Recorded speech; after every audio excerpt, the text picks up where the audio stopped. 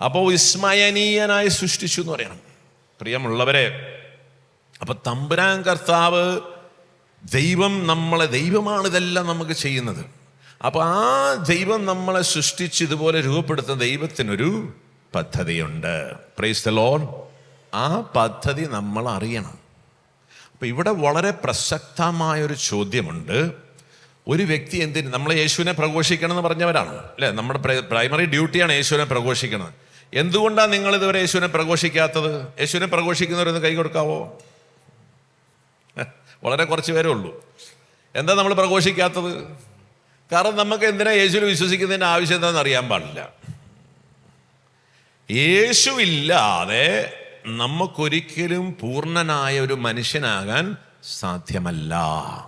Price the Lord. Hallelujah. അപ്പം എന്തുകൊണ്ട് ഒരുവൻ യേശുവിൽ വിശ്വസിക്കണം എന്നുള്ളത് വളരെ പ്രസക്തമായൊരു ചോദ്യമാണ്. അപ്പം അവിടെയാണ് നമ്മൾ ആദിയിൽ അങ്ങനെ ആയിരുന്നില്ല എന്ന് ഈശോ പഠിപ്പിക്കുമ്പോൾ എന്തായിരുന്നു ആദിയിലെ മനുഷ്യൻ്റെ അവസ്ഥ അതറിയണമെന്നുണ്ടെങ്കിൽ ആദ്യ പാപത്തിന് മുമ്പുണ്ടായിരുന്ന അവസ്ഥയെക്കുറിച്ച് നമ്മൾ പഠിക്കണം. അല്ലെങ്കിൽ ആദ്യ പാപം എന്താണ് നമ്മുടെ ജീവിതത്തിൽ കൊണ്ടുവന്ന് സംഭവിച്ചതെന്ന് നമ്മൾ മനസ്സിലാക്കണം. അതിലേറ്റവും പ്രധാനപ്പെട്ട ഒരു കാര്യമാണ് ആദ്യ പാപത്തിന് മുൻപ് മനുഷ്യനുണ്ടായിരുന്നൊരു അവസ്ഥയുണ്ട്. ആ അവസ്ഥയ്ക്ക് സഭ 2 കാര്യങ്ങളാണ് പഠിപ്പിക്കുക: ഉത്ഭവ നീതിയും ഉത്ഭവ വിശുദ്ധിയും. ആദ്യ പാപത്തെക്കുറിച്ച് പലതും നമ്മൾ കേട്ടു. വിശ്വാസം നഷ്ടപ്പെടുത്തി കളഞ്ഞു, സ്വാതന്ത്ര്യത്തിന് ദുരുപയോഗം എന്ന് പറഞ്ഞു, അങ്ങനെ പല കാര്യങ്ങളും മനുഷ്യ സ്വന്തം ഇഷ്ടമനുസരിച്ച് ദൈവത്തിൻ്റെ കൽപ്പന ലംഘിച്ചു എന്നൊക്കെ പറഞ്ഞു. അപ്പം ഇതൊക്കെ ആദ്യ പാപത്തിൻ്റെ പ്രവൃത്തികളാണ്. ഇത് ചെയ്യുന്നതിന് മുൻപ് ഒരവസ്ഥയുണ്ടായിരുന്നു. ഈ അവസ്ഥയാണ് ആ പരിപൂർണമായ അവസ്ഥ എന്ന് പറയുന്നത്. ആ അവസ്ഥയിൽ 2 ഘടകങ്ങൾ വളരെ പ്രധാനപ്പെട്ടതാണ്: ഉത്ഭവ നീതിയും ഉത്ഭവ വിശുദ്ധിയും, അല്ലെങ്കിൽ ഉത്ഭവ വിശുദ്ധിയും ഉത്ഭവ നീതിയും.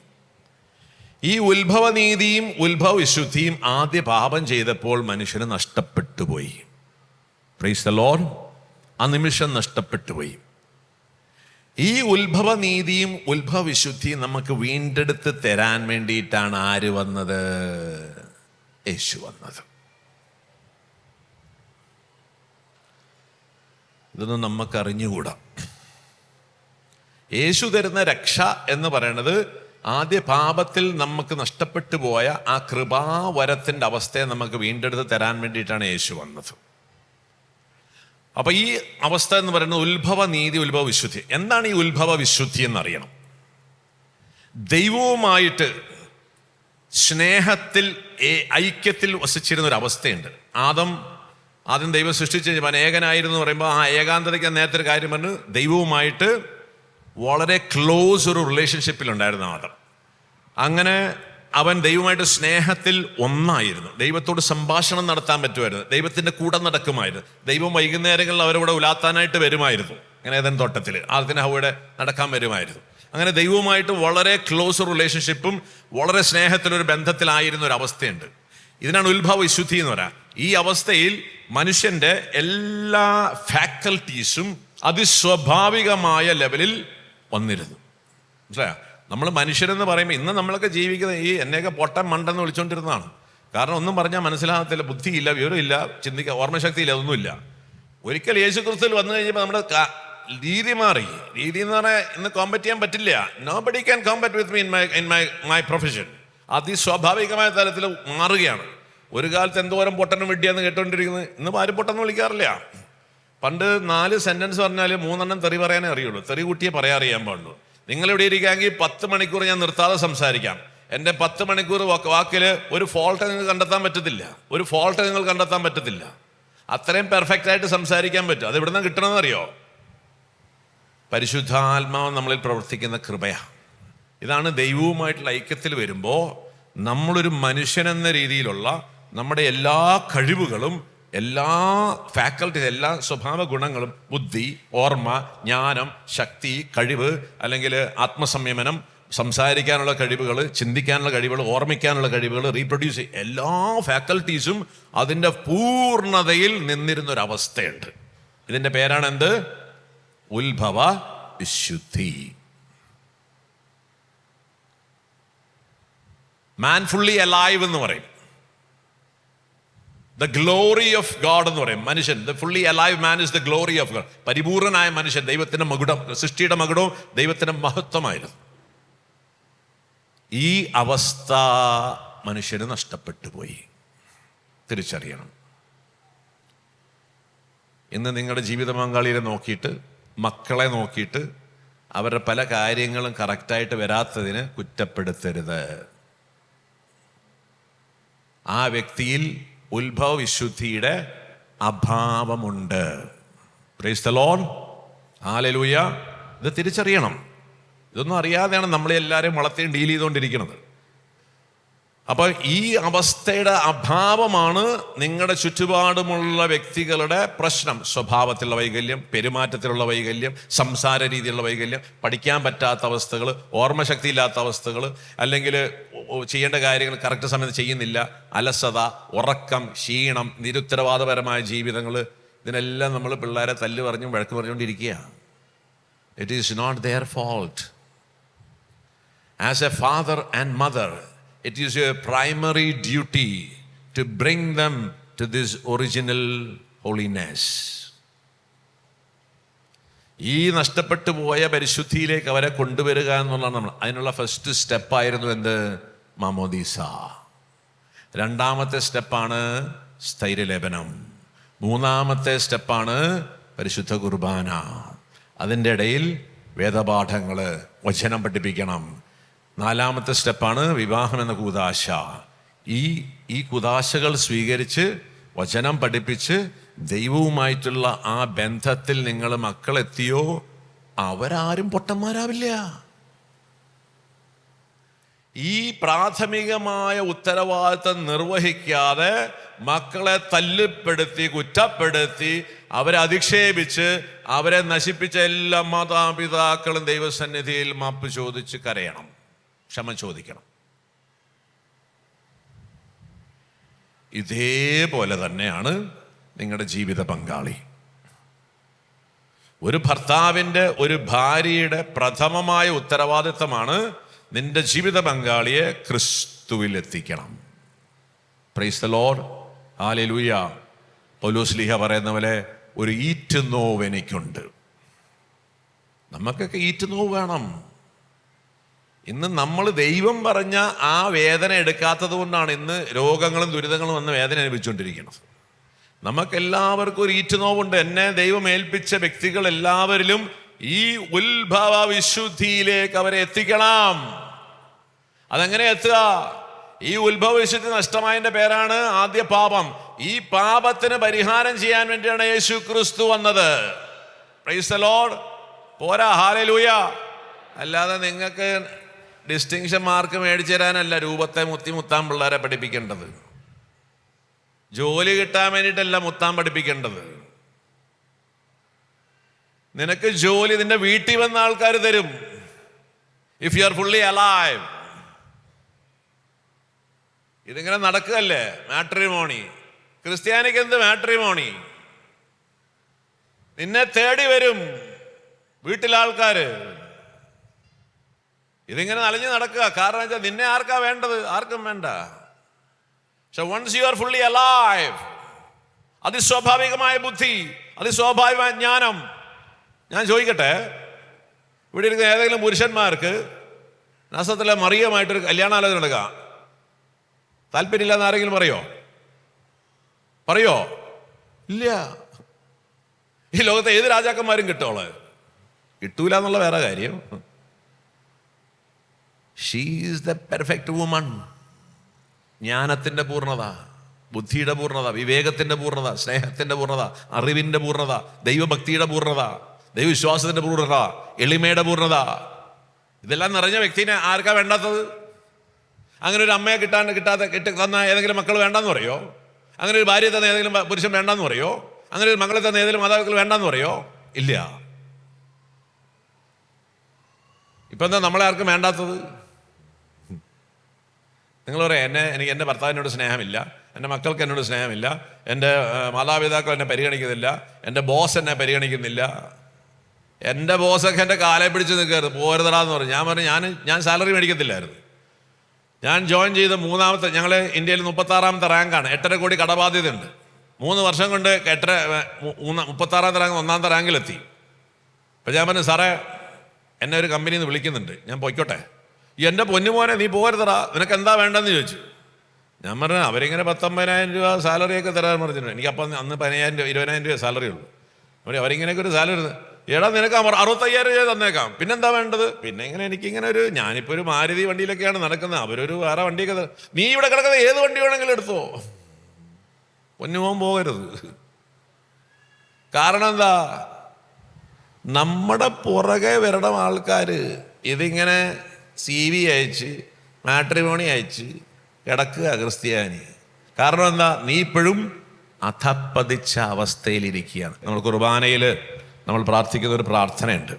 ഞാൻ ഒരിക്കൽ കൂടി അത് പ്രാർത്ഥിക്കാം. എന്തിനാ ദൈവത്തിന് നന്ദി പറയുന്നത്? പരീക്ഷ പാസ്സായതിനാണോ? വീട് കിട്ടിയതിനാണോ? അത് പറയുന്നതിന് കുഴപ്പമൊന്നുമില്ല കേട്ടോ. അത്യാവശ്യം ഒന്ന് ജസ്റ്റ് ഒന്ന് മെൻഷൻ ചെയ്ത് പോകുന്നതിനൊക്കെ കുഴപ്പമില്ല. പക്ഷെ നമ്മൾ നന്ദി പറയുന്നതിനല്ല. കർത്താവേ, നീ ഞങ്ങളോട് കൽപ്പിച്ചതുപോലെ എളിയവരും ബലഹീനരും ആകുലരുമായി ദാസർ നിന്റെ സന്നിധിയിൽ ഒരുമിച്ച് കൂടിയിരിക്കുന്നു. കുർബാനയ്ക്ക് എന്തിനാ പോണേ? പടിയില്ലാത്ത വീട് കിട്ടിയേനോ? ഉദ്ദിഷ്ടകാര്യം സാധിച്ചേനോ? മാർക്ക് കിട്ടിയേനോ? ഡിസ്റ്റിങ്ഷൻ കിട്ടിയേനോ? അല്ല, നോ. കുർബാനയ്ക്ക് പോകുന്ന ഒരൊറ്റ കാര്യത്തിനാണ്. നീ ഞങ്ങളോട് കൽപ്പിച്ചതുപോലെ ബലഹീനരാകുലരായി ദാസർ നിന്റെ സന്നിധിയിൽ ഒരുമിച്ച് കൂടി വന്നിരിക്കുകയാണ്. നന്ദി പ്രകാശിപ്പിക്കാൻ കഴിയാത്ത വിധ അത്ര വലിയ അനുഗ്രഹമാണ് നീ ഞങ്ങൾക്ക് നൽകിയിരിക്കുന്നത്. എന്താ ദൈവം തരുന്ന അനുഗ്രഹം? ക്രിസ്ത്യാനിക്ക് കിട്ടുന്ന അനുഗ്രഹം എന്താ? വണ്ടി കിട്ടിയോ? അപ്പോൾ നമ്മൾ പറയാം ഗിഫ്റ്റ് ഓഫ് ഗോഡ് എന്ന് എഴുതും. ഒരു ഹിന്ദു എന്ത് എഴുതും? ഗിഫ്റ്റ് ഓഫ് കൃഷ്ണൻ എന്ന് എഴുതും, അല്ല ഗുരുവായൂരപ്പൻ എന്ന് എഴുതും. മുസ്ലിം എന്ത് എഴുതും? ഗിഫ്റ്റ് ഓഫ് അള്ളാഹ്. അതൊക്കെ എല്ലാവർക്കും ഉള്ളതാ. അത് ഈ ലോകത്തിൽ എല്ലാവർക്കും ഉള്ളതാ. പള്ളി പോകുന്നതിനും പള്ളി പോകാത്തവനും വിശ്വാസം ഇല്ലാത്തവനും എല്ലാവർക്കും കിട്ടുന്ന സാധനം അത്. അതിന് നന്ദി പറയേണ്ട കാര്യമില്ല. അത് ദൈവം എല്ലാവർക്കും കോമൺ ആയിട്ട് കൊടുക്കുന്ന സാധനമാണ്. പക്ഷെ നിനക്ക് ക്രിസ്തു തന്നിരിക്കുന്ന സാധനം എന്താണെന്നറിയോ? അതറിയണം. അത് യേശു ക്രിസ്തുവിൽ വിശ്വസിക്കുന്നവരത്തിന് മാത്രമേ ഉള്ളത്. അതുകൊണ്ട് അത്ര വലിയ അനുഗ്രഹമാണ് ഞങ്ങൾക്ക് നൽകിയിരിക്കുന്നത്. നിന്റെ ദൈവിക ജീവനെ ഞങ്ങളെ പങ്കുകാരാക്കുവാൻ നീ ഞങ്ങളുടെ മനുഷ്യ സ്വഭാവം സ്വീകരിക്കുകയും അധപ്പതിച്ചു പോയ ഞങ്ങളെ സമുദ്ധരിക്കുകയും മൃതരായ ഞങ്ങളെ ജീവിപ്പിക്കുകയും ചെയ്തു. പാപികളായ ഞങ്ങളെ കടങ്ങൾ ക്ഷമിച്ച് വിശുദ്ധീകരിച്ചു. ഞങ്ങളുടെ ബുദ്ധിക്ക് പ്രകാശം നൽകി. ഞങ്ങളുടെ ശത്രുക്കളെ പരാജിതരാക്കി. ആരാ ശത്രു? സാത്താൻ. അവൻ്റെ എല്ലാ കൂട്ടങ്ങളെയും പരാജിതരാക്കി. അവൻ്റെ എല്ലാ പ്രവർത്തനങ്ങളും നമ്മൾ നിർവീര്യമാക്കി.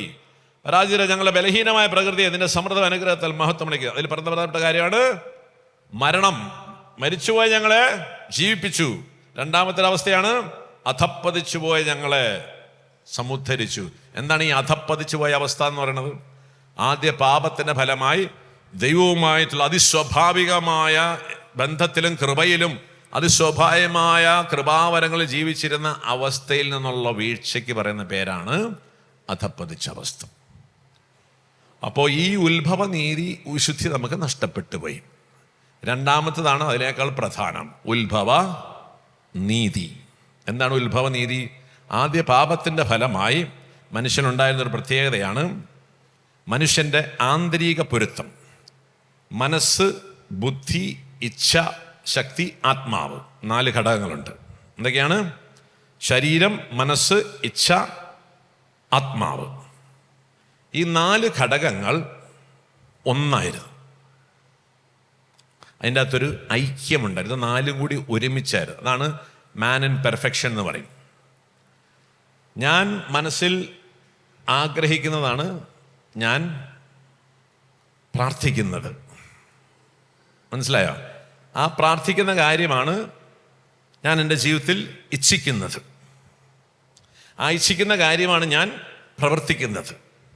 അപ്പം എൻ്റെ പ്രവൃത്തിയും എൻ്റെ ആഗ്രഹവും എൻ്റെ പ്രാർത്ഥനയും എൻ്റെ ഇച്ഛാശക്തിയും ഒന്നായിരുന്നു. Price the Lord, hallelujah. ഇന്ന് നിങ്ങൾ പ്രാർത്ഥിക്കുന്നത് എങ്ങനെയാ? ഈ സാധനം ഡിസോർഡറായി. ഇവിടെ ഇരിക്കുന്ന 99% ആൾക്കാർ ഡിസോർഡറിലാണ് നിങ്ങൾ പ്രാർത്ഥന. അതുകൊണ്ട് നിങ്ങൾ പ്രാർത്ഥനയ്ക്ക് ഉത്തരം കിട്ടില്ല. കാരണം നിങ്ങൾ പ്രാർത്ഥിക്കുന്നുണ്ട്, സ്വർഗസ്ഥനായ ഞങ്ങളുടെ പിതാവേ, പ്രാർത്ഥനയാണ്. അങ്ങയുടെ നാമം ഭൂഷിതമാകണം. പ്രാർത്ഥിക്കുന്നുണ്ടോ? ഉണ്ട്. പക്ഷെ അതാണോ നിങ്ങൾ ആഗ്രഹിക്കുന്നത്? കുറച്ചുകൂടി കൃത്യമായിട്ട് പറയാം. എല്ലാ പ്രാർത്ഥനയും വായിക്കുമ്പോൾ അതിന് പ്രശ്നമുണ്ട്. അതിലൊരു വരി പറഞ്ഞ പിടി കിട്ടും. അന്നു വേണ്ടി ആഹാരം ഞങ്ങൾക്ക് തരണമേ. പ്രാർത്ഥിക്കുന്നുണ്ടോ? ഉണ്ട്. നിങ്ങൾക്ക് അന്നത്തെ ആഹാരം മതിയോ? പോരാ. അപ്പോൾ നിങ്ങൾ പ്രാർത്ഥിക്കുന്നത് ഒരു കാര്യം, നിങ്ങൾ ആഗ്രഹിക്കുന്നത് വേറൊരു കാര്യം. മനസ്സിലാകുന്നുണ്ടോ? അതാണ് ഡിസോർഡർ എന്ന് പറയുന്നത്.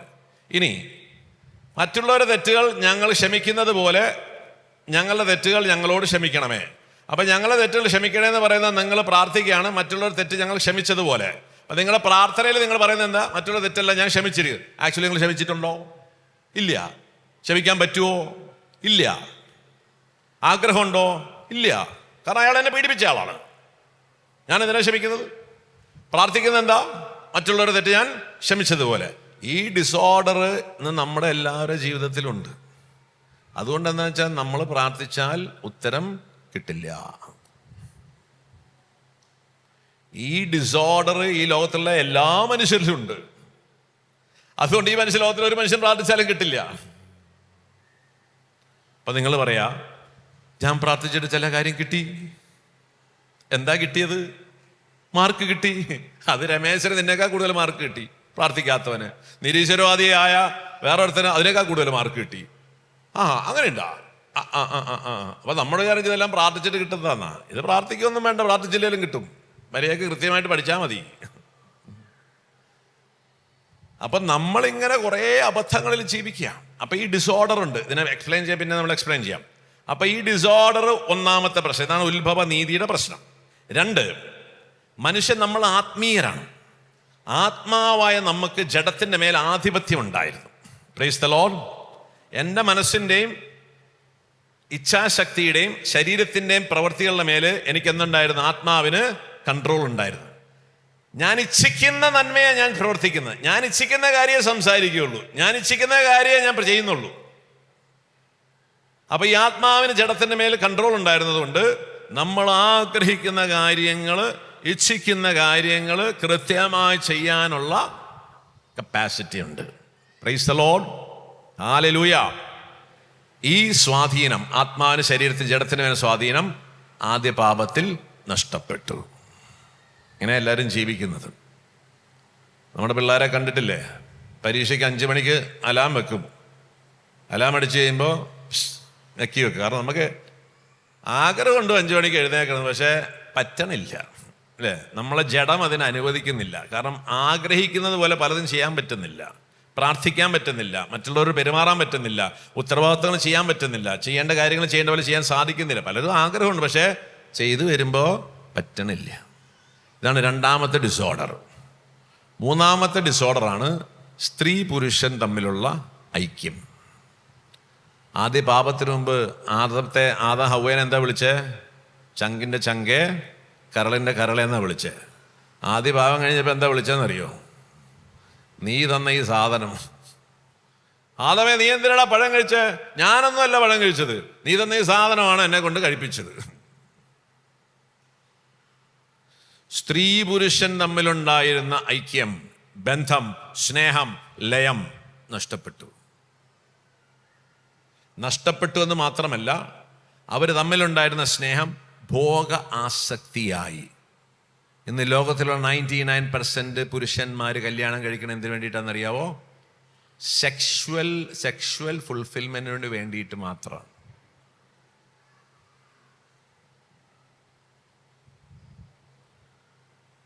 അല്ലാതെയുള്ള ആരെങ്കിലും ഉണ്ടെങ്കിൽ കൈപൊക്കണ്ട. സ്നേഹിക്കാൻ വേണ്ടിയിട്ടാണ് വിവാഹം ദൈവം വെച്ചത്. പക്ഷെ ഇന്ന് നമ്മൾ വിവാഹം കഴിക്കണം എന്തിനാണ്? സെക്ഷുവൽ ഫുൾഫിൽമെന്റിന് വേണ്ടിയിട്ടാണ്, വേറെ ഒന്നുമില്ല. നത്തിങ്. അങ്ങനെ പറ്റൂ. അതാണ് അധപ്പതിച്ച അവസ്ഥ. ഒരു പുരുഷന് ലൈംഗികപരമായുള്ള താല്പര്യത്തിൽ മാത്രമേ ഒരു സ്ത്രീ ആവശ്യമുള്ളൂ. എന്നാൽ യഥാർത്ഥത്തിൽ ദൈവം എന്തിനാണ് വിവാഹം വെച്ചത്? എൻ്റെ ജീവിത പങ്കാളിയായ സ്ത്രീക്ക് വേണ്ടി ബലിയാകുവാൻ. സ്നേഹിക്കുക എന്ന് പറഞ്ഞാൽ എന്താ? സെൽഫ് ഗിവിങ്, ഡൊണേഷനായി മാറാൻ, വേറൊരു വ്യക്തിക്ക് വേണ്ടി ബലിയായി തീരാൻ വേണ്ടിയിട്ടാണ് ഞാൻ വിശുദ്ധ ഗ്രന്ഥത്തിൽ കൈവച്ചിട്ട് പറയുന്നത്, ഇന്ന് മുതൽ മരണം വരെ. മിശിഹായുടെ തിരുസഭയുടെ നിയമവും മിശിഹായുടെ കൽപ്പന അനുസരിച്ച് ഇന്ന് മുതൽ മരണം വരെ ഇവൾക്ക് വേണ്ടി ബലിയാകാൻ ഞാൻ തയ്യാറാണ് എന്നാണ് നിങ്ങൾ യഥാർത്ഥത്തിൽ പറഞ്ഞത്. അങ്ങനെ നമ്മൾക്ക് നൽകപ്പെട്ടിരിക്കുന്ന വ്യക്തികൾക്ക് വേണ്ടി ബലിയായി സ്നേഹിക്കുവാനുള്ള കഴിവ് ആദ്യ പാപത്തിൽ നഷ്ടപ്പെട്ടു പോയി. ഈ ഭൂമിയിലുള്ള ഒരു പുരുഷനും ഒരു സ്ത്രീയെ സ്നേഹിക്കാൻ കപ്പാസിറ്റി ഇല്ല. അങ്ങനെ സ്നേഹിക്കുന്ന ഒരു പുരുഷൻ എന്നാൽ നിങ്ങൾ പറയുന്ന സമ്മാനം ഞാൻ നിങ്ങൾക്ക് തരാം. പക്ഷെ സ്നേഹം എന്താണെന്ന് ഡിഫൈൻ ചെയ്യണം. സ്നേഹം എന്താണെന്ന് കാണിച്ചു തരുന്നുണ്ട് കാൽവരി മലയിലെ കുരിശിൽ. Self giving without expecting anything in return. God gave himself to you and me. This is love. ഇങ്ങനെ സ്നേഹിക്കാനാണ് വിവാഹം ദൈവം വെച്ചത്. പക്ഷെ ഇങ്ങനെ സ്നേഹിക്കാൻ ആരില്ല, മനുഷ്യർക്ക് കഴിവ് നഷ്ടപ്പെട്ടു. ഇതാണ് ഉത്ഭവ നീതിയിലെ മൂന്നാമത്തെ അവസ്ഥ. നഷ്ടപ്പെട്ടു എന്ന് മാത്രമല്ല, മനുഷ്യൻ ആസക്തിയോടെ സ്ത്രീയെ സമീപിക്കാൻ തുടങ്ങി. സ്ത്രീയും ആസക്തിയോടെ തന്നെയാണ് സമീപിക്കുന്നത്. കാരണം സ്നേഹിക്കാൻ പറ്റില്ല. ആ ബന്ധം വഷളായി. 3, ഇവർ തമ്മിൽ പരസ്പരം ഒരു സബ്മിഷൻ ഉണ്ടായിരുന്നു. ഹവ്വ ഇങ്ങനെ മനസ്സിൽ പറഞ്ഞത് അപ്പം തന്നെ ആദം ചെയ്തു കൊടുക്കായിരുന്നു. അത് ആധിപത്യം നേടാനുള്ള രീതിയായി മാറി. ഇതെല്ലാം നമ്മളിന്ന് അനുഭവിക്കുന്ന പ്രശ്നങ്ങളാണ് കേട്ടോ. എല്ലാ സ്ത്രീ പുരുഷ ബന്ധത്തിലുള്ള പ്രോബ്ലമാണ് അത്. പരസ്പരം ആധിപത്യം നേടാനായിട്ടുള്ള ഒരു പരിശ്രമമാണ്. അത് സ്ത്രീകൾ പല രീതി ചെയ്യും. ചിലർ തലയണ മന്ത്രം എന്നൊക്കെ പറയും, ചിലർ സങ്കടവും കരച്ചിലൊക്കെ ആയിട്ട് പറയും, ചില ആൾക്കാർ സെക്ഷൽ ലൈഫിൽ അത് കാണിക്കും. എങ്ങനെയെങ്കിലും നമ്മൾ പുരുഷൻ്റെ മേൽ ആധിപത്യം നേടാൻ ശ്രമിച്ചുകൊണ്ടിരിക്കുക. എവ്രി വുമൺ ഇതേപോലെ പുരുഷന് എന്താ ചെയ്യുന്നത്, സ്ത്രീയുടെ മേൽ ആധിപത്യം നേടാനായിട്ട് അവനും പരിശ്രമിച്ചുകൊണ്ടിരിക്കുന്നത്. അത് പല രീതിയിൽ നമ്മൾ ചെയ്യും. ചിലർ ശക്തി ഉപയോഗിച്ച് ചെയ്യും. ചിലർക്ക് ഐസ്ക്രീം കൊടുത്താലും നമുക്ക് ആധിപത്യം കിട്ടും. കാരണം അവളെ നമ്മുടെ കൂടെ കിട്ടിയാൽ മതി. അപ്പം എൻ്റെ ജീവിത പങ്കാളി എൻ്റെ കൂടെ ഒന്ന് കിടക്കണം എന്നുണ്ടെങ്കിൽ വളരെ ഈസിയാണ്. എൻ്റെ ജീവിത പങ്കാളി വീക്ക്നെസ് എന്താന്ന് നോക്കിയാൽ മതി. എൻ്റെ ജീവിത പങ്കാളിക്ക് 2 ഐസ്ക്രീം കൊടുത്താൽ അവൾ വളരെ സന്തോഷവതിയാ. അന്ന് രാത്രി എൻ്റെ കൂടെ കിടന്നിരിക്കും. ഇത് ഉപയോഗമാണ്. ഇങ്ങനെ നമ്മൾ പരസ്പരം ഉപയോഗിച്ചുകൊണ്ടിരിക്കുക. അങ്ങനെ നമുക്ക് ജീവിതകാലം മുഴുവൻ ഉപയോഗിക്കാൻ പറ്റില്ല. കുറച്ച് കഴിയുമ്പോൾ ആ ഉപയോഗിക്കപ്പെടുന്ന വ്യക്തിക്ക് മനസ്സിലാവും, ഇവൻ ഐസ്ക്രീം മേടിച്ച് തരുന്നത് അവൻ്റെ കാര്യം നടക്കാനാന്നുള്ള കാര്യം അവൾക്കറിയാം, അല്ലാണ്ട് സ്നേഹമല്ല. എന്താ സ്നേഹമല്ല എന്ന് പറയാൻ കാരണം, ഐസ്ക്രീം മേടിച്ച് ചക്കര മുത്തെന്ന് പറഞ്ഞ് കിടന്നു കഴിഞ്ഞിട്ട് രാവിലെ അവളൊരു കാര്യം പറഞ്ഞു, ചേട്ടാ ആ പാത്രം ഒന്ന് കഴുകണം കേട്ടോ സിങ്കിലെ, ഞാനൊന്ന് അത്യാവശ്യമായിട്ട് പള്ളി വരെ പോവാണ്. അപ്പോൾ ചേട്ടൻ പറയാം, എടി ഈ ഡിഷ് വാഷിൻ്റെ ആ സോപ്പിട്ടാണല്ലോ, കയ്യിൽ അലർജി എനിക്ക്, ആകെ പ്രശ്നമാണ്. എന്നാൽ ചേട്ടൻ കഴുകണ്ട, ഓട്ടെ ഞാൻ കഴിക്കോളാം. പിറ്റേ ദിവസം ഐസ്ക്രീം കഴിഞ്ഞ് പരിപാടിയും കഴിഞ്ഞിട്ട് രാവിലെ ചേച്ചി പറയും, അവൾ പറയാണ്, അതെ ഒന്ന് ആ കൊച്ചവിടെ രാവിലെ സ്കൂളിൽ പോകാൻ പറ്റും, അതിന് അന്ന് അപ്പി കഴുകിയ കേട്ടാ. എടി അത് ഭയങ്കര നാറ്റം ആ സാധനത്തിന്, അത് നീ കഴിക്കുക, എനിക്കത് കഴിക്കുക, ആകെ പ്രശ്നം, ഓക്കാനം വരും. ഓ വേണ്ട ഞാൻ കഴുകിക്കോളാം. 3-ാമത്തെ ദിവസം ഐസ്ക്രീം കൊടുത്ത് പരിപാടിയെല്ലാം കഴിച്ച് ചക്കര ബുത്ത് പഞ്ചാര, അപ്പോൾ പറയാം, അതെ ഇന്ന് ഭയങ്കര അത്യാവശ്യമാണ്, ഇന്ന് ഞാനൊന്ന് നേരത്തെ ഓഫീസിൽ പോകും കേട്ടോ, ഇന്ന് ചേട്ടൻ ഇവിടെ ഇരുന്നിട്ട് പിള്ളേർക്ക് നാളെ പരീക്ഷ ഇതൊക്കെ ഒന്ന് പറഞ്ഞു കൊടുക്കണം. ശരി, ഇന്നാണ് ഞങ്ങളുടെ ഇന്ന് മീറ്റിംഗ്, ഗ്ലോബൽ മീറ്റിംഗ് ആണ്, മനസ്സിലായി, ഇന്ന് ഓഫീസിൽ പോലെ ജോലി തന്നെ തെറിച്ചു പോകും. അപ്പം 4-ാം ദിവസം ഐസ്ക്രീം തരുമ്പോൾ പിടി കിട്ടും, ഐസ്ക്രീം അവിടെ വെച്ചോ. അതെ, തനക്ക് എന്നോട് യാതൊരു സ്നേഹവും ഇല്ല, കാരണം താൻ കാര്യം നടത്താൻ വേണ്ടി വരുന്നതാണ്. ഇത് ലോകത്തിലുള്ള എല്ലാ സ്ത്രീക്കും അറിയാം, എല്ലാ പുരുഷനും അറിയാം, എല്ലാ മക്കൾക്കും അറിയാം.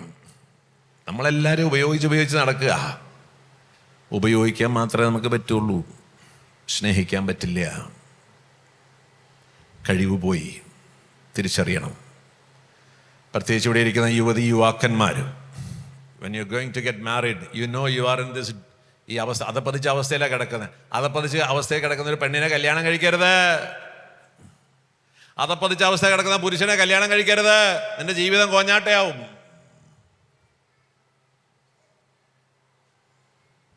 അതുകൊണ്ടാണ് സഭ പറയണത്, മറ്റു മതത്തിലുള്ള വിശ്വാസമുള്ളവരെ കല്യാണം കഴിക്കരുത്, ജീവിതം കോഞ്ഞാട്ടയാ. കാരണം നിനക്ക് ഈ പർപ്പസിലേക്ക് വരാൻ പറ്റില്ല. മാമോദീസ സ്വീകരിച്ചതിന് വരാൻ പറ്റത്തില്ല. പിന്നെയാണ് മാമോദീസ സ്വീകരിച്ച മാമോദീസ ഉത്ഭവം കുറെ എടുത്ത് കളയുന്നുണ്ട്. പക്ഷെ നമ്മൾ അതിനൊന്നും വർക്കൗട്ട് ചെയ്യാത്ത അവിടെ തന്നെ കിടക്കുക. അപ്പോൾ മാമോദീസ സ്വീകരിക്കാത്ത വ്യക്തിയിൽ ഈ അതപ്പതിച്ച അവസ്ഥയിലാണ് എല്ലാ മനുഷ്യനും കിടക്കുന്നത്. നോക്കുമ്പോൾ ചിരിയും കളി സന്തോഷമൊക്കെ ഉണ്ട്. ചിരിയും കളിക്കാനുള്ള സാധനമൊന്നുമല്ല വിവാഹം എന്ന് പറയുന്നത്. വിവാഹം ഈസ് സെൽഫ് ഗിവിങ്, സ്നേഹിക്കാനുള്ളതാ. ആർക്ക് കപ്പാസിറ്റി ഉണ്ട്?